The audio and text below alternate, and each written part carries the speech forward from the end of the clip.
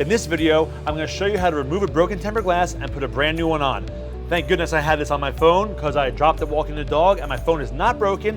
Carolanne's going to remove it and put a brand new one on with no dust or no bubbles. Check it out. So I'm taking off the old screen protector. And this is the old screen protector. Next, you clean the phone.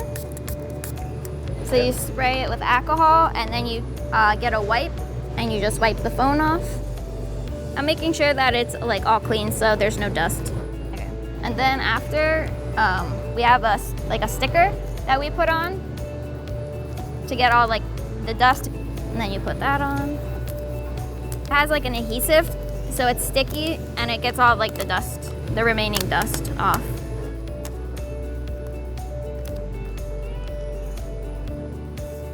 And then this is our screen protector, and this is what we're gonna put on now.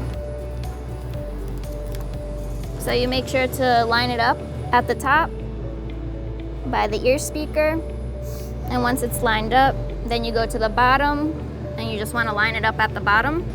Once it's lined up, you place it down, and then there's a plastic that you take off on top, and then just goes down like that. And then I have like a tool that I use to, if there's like any bubbles, to pick it up.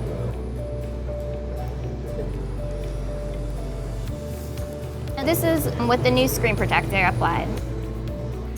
Thank you very much for putting that screen protector on my phone. I'm glad I had it on there.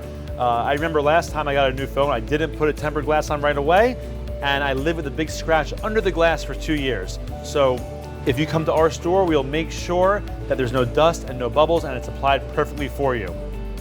Thank you.